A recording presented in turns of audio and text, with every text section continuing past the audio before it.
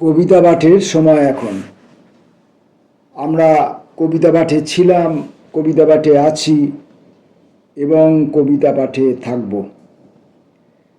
পত্রিকা থেকে কবিতা পাঠ এই পর্বে 800 উৎসব 1430 এই পত্রিকা থেকে আমরা আমাদের প্রিয় কবি হরিত বন্দ্যোপাধ্যায়ের এলোমেলো রঙের ঘরকন্যা এই শীর্ষ নামের একটি সিরিজ কবিতা পড়ব। অনেকগুলি কবিতা আছে এই সিরিজের মধ্যে। পাঠক একটু ধৈর্য সহকারে শুনতে হবে এবং এই যে আমি পাঠক, যে আমি পড়ছি, যে আমি অদক্ষ, অতিরিক্ত স্পর্ধা নিয়ে এইসব কাজকর্ম করি যেটা তার অধিকারের মধ্যে পড়ে না, তথাপিও করি। আমার এই কবি ভাই বন্ধুদের সাহসে সেই আমাকেও আমি সতর্ক করতে চাই, একটু মন দিয়ে চোখে ভালো করে দেখে যেন আমি পড়ি। হরিত বন্দ্যোপাধ্যায়ের কবিতা এলোমেলো রঙের ঘরকন্যা। 1, তার সঙ্গে সারাদিনে আমার দুটো কথা হয়, দুটো ফুল ফোটে, একটা জানালায় আর একটা বাগানে।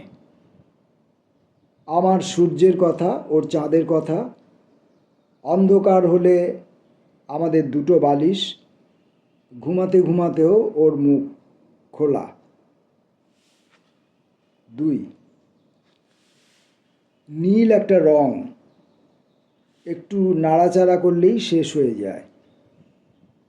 একটু হাতে লাগলে সূর্য ডোববার কত আগে উঠে যায়, মনেই হয় না আমাদের কোনো ঘর ছিল। অথচ নীল তুমি শরীরে নিলেই আকাশ হয়ে যায়। তখন একটা নয়, অগণন ঘর ডানা মেলে দেয়, অগণন ঘর ডানা মেলে দেয়। 3 নম্বর, তুমি আমাদের দেশে এলে চাঁদ ওঠে। আজ চাঁদ অনেকটা ভেঙে গেছে, কিন্তু আলো নিয়ে কোনো অভিযোগ নেই। অথচ অন্য সময় কত ঝগড়া করি, ভুলে যাই ভাঙা চাঁদের আলোর সঙ্গে তুমি এসে দাঁড়াও।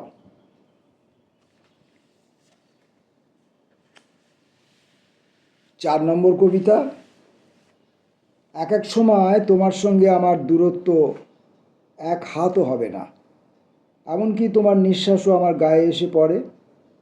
আবার কখনো কখনো জল কোথায় চলে যায়, সিঁড়ি দিয়ে নামছি তো নামছি, জল বাড়া কমায় কোনো সমস্যা নেই, কিন্তু হাতের দূরত্বে যখন জল পায়ে পায়ে ঘুরি, তা কি সত্যই জল না চোখের ভুল? 5 নম্বর কবিতা, সাদা পাতায় তোমাকে আঁকলেই এক আকাশ বৃষ্টি, হাত ভিজে যায়, পা ভিজে যায়। কোনো কোনো রোদ্দুরে এত বেশি বেশি রং পড়ে যায়, চোখ ধাঁধিয়ে যায়। আমি হাত টান টান করি, দেখি সাদা পাতায় তোমার দুটো চোখে এক দমকা জোলো হাওয়া। তোমার কাপড় এলোমেলো হয়ে যায়, মনে হয় যুদ্ধ থেকে ফিরছ। আমি কোণ থেকে বেরিয়ে এসে জানালায় মুখ রাখি। এলোমেলো রঙের ঘরকন্যা এর 6 নম্বর কবিতাটি।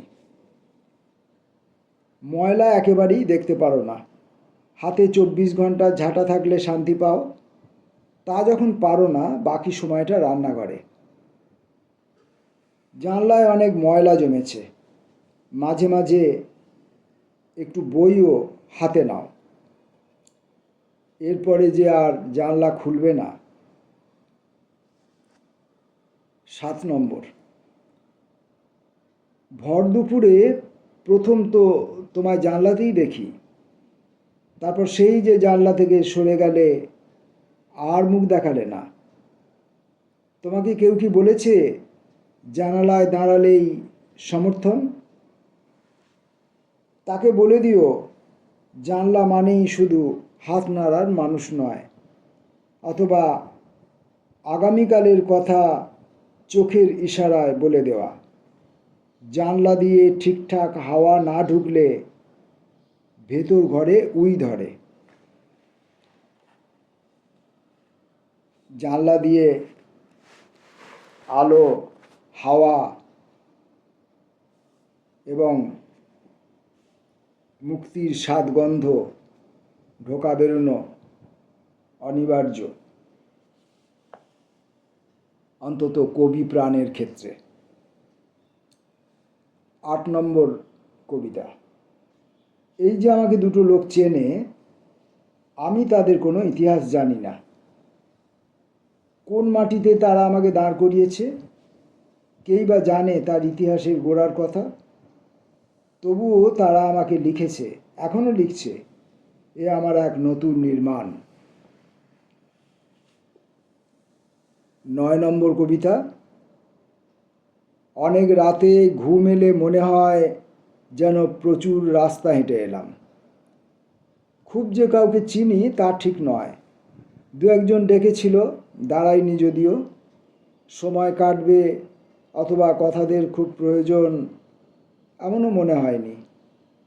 ফিরে এসে যখন কিছুই মনে পড়ে না, তখন চিরচেনা মুখের কাছে হারিয়ে যাই। হরিত বন্দ্যোপাধ্যায়ের কবিতা পড়ছি আমরা। আজকে যে কবিতা সিরিজ পড়ছি তার 10 নম্বর কবিতা। দিনের আলো আর কথাদের আলো এক হয়ে গেলে চোখ ঝাপসা হয়ে যায়। নিজের কথা রাখার জায়গা পাই না। রাতের আলোয় কথাদের সঙ্গে দেখা হলে খুব আনন্দ হয়, এসব বাবা বলতেন। রাতে বাড়ি ফেরার কথা বললে বাবা খুব জোরে হেসে উঠতেন। এমন সময় বাড়ি খুঁজে পেলে তোদের নিবাস হারিয়ে যেতে পারে। 11 নম্বর। এক দিন অনেক রাতে আমরা সপরিবারে দূরের গোয়াল বাড়িতে গরুকে খাওয়াতে যাই। ঘুম ভেঙে গেছে যাদের, মা তাদের মুখে খড় দেয়। বাবা দু একজনকে ডেকে তোলে। আমি বঁটিতে খড় কাটতে কাটতে ভাই বোনদের সঙ্গে গল্প করি। ঘুম ভেঙে গেছে যাদের, মা তাদের মুখে খড় দেয়। বাবা দু একজনকে ডেকে তোলে। আমি বঁটিতে খড় কাটতে কাটতে ভাই বোনদের সঙ্গে গল্প করি।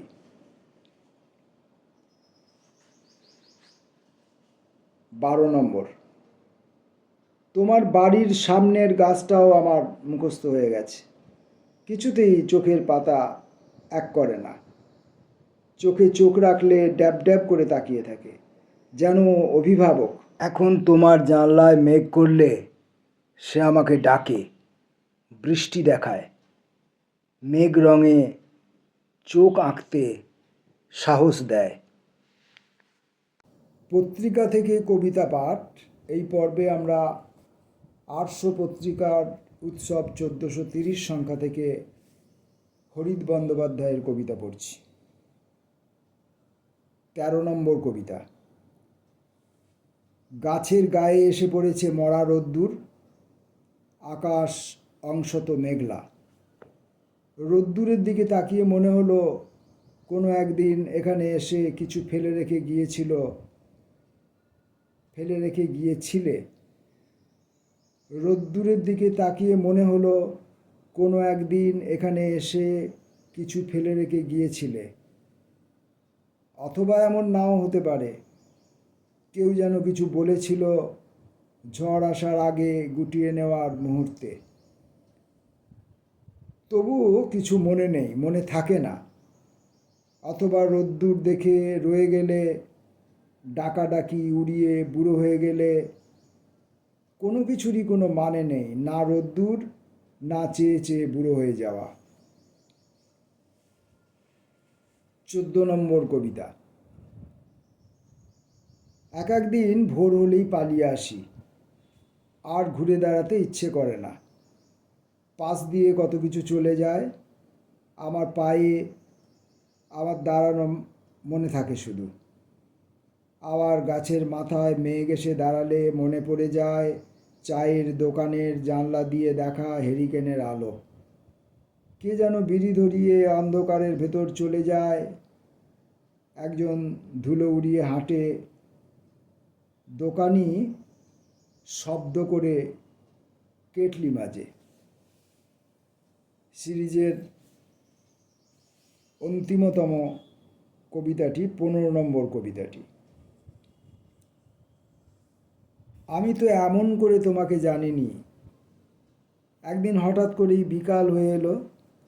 আসলে তাড়াতাড়ি মনে হয়েছিল, এই কারণে দুপুরটা তুমি এমন একটা জায়গায় ছিলে যে আমি ঠিক ধরতে পারিনি। আকাশের নিচে যে কোনো একটা জায়গায় তুমি যখন তখন অক্ষরে ডুব দিতে পারো, অথচ এখন দেখছি তুমি কেমন উড়ে উড়ে বেড়াও।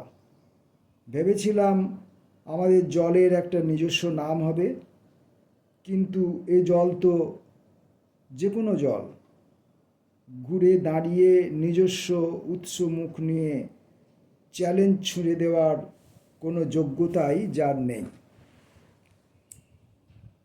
পত্রিকা থেকে কবিতা পাঠ পর্বে আমরা হরিত বন্দ্যোপাধ্যায়ের একটি সিরিজ কবিতা এলোমেলো রঙের ঘরকন্যা, 15টি ছোট ছোট কবিতা আমি নিজের অদক্ষতা দিয়ে, নিজের অশিক্ষা দিয়ে পড়বার চেষ্টা করলাম। এখন এই প্রসঙ্গে বলি, কে তুমি পড়িছ বসি আমার কবিতাখানি, এই যে রবীন্দ্রনাথ বলেছিলেন, আজি হতে শতবর্ষ পরে কে তুমি পড়িছ বসে আমার কবিতাখানি কৌতূহল ভরে। এই বাসনা যারা আমরা কবিতা লিখি বা লিখি বলে মনে করি, কবিতা লিখি মনে করলেই তো আমি কবিতা লিখতে পারি না। যেমন